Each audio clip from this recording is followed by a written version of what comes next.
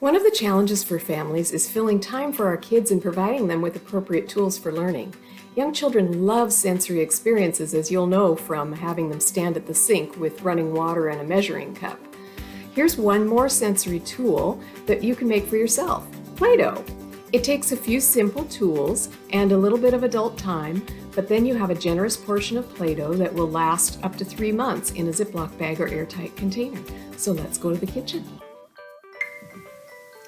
To start, we'll get our saucepan and something to stir with and mix our dry ingredients.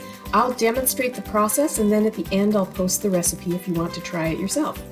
So I'm starting with 2 cups of flour, 3/4 of a cup of salt, and 4 teaspoons of cream of tartar. Cream of tartar is a spice that you'd find in the baking aisle.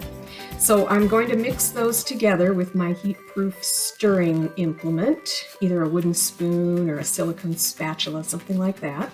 And then I'm going to add the wet ingredients, which would be 2 cups of lukewarm water, and add to that 2 tablespoons, of cooking oil. And then, of course, we are going to want our Play-Doh to have a color, so I'm going to put a few drops of food coloring in there as well. Then we'll add all of that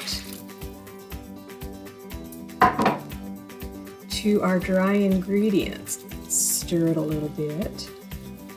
Now I'm going to warn you, the hardest part about this recipe is waiting, because it takes so long. It's so much longer than you think it's going to. We're going to heat it over medium heat and stir constantly until it comes together in a ball. And that is the whole process. So I'm just stirring to get the lumps out right now. You can see it's already a really nice color.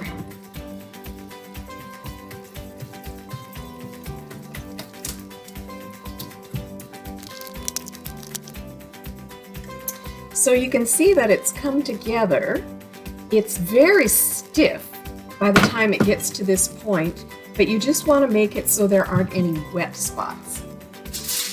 Next, I'm going to turn this out just so it can cool a few minutes.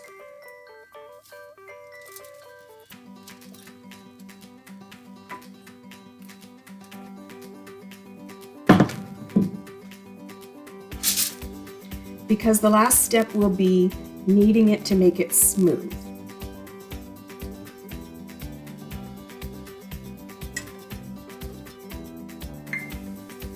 All right, it's cool enough to handle, so I'm just going to give it a little bit of a knead. I've got it on a piece of wax paper, but that's just to keep it off the counter.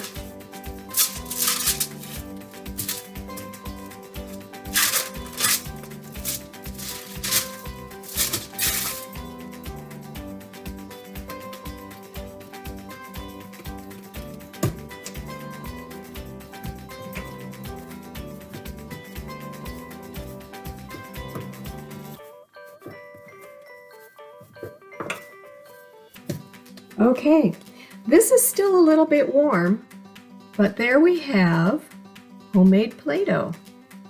I'll pop it into a Ziploc bag as soon as it's cool, and we're ready. Thanks for watching.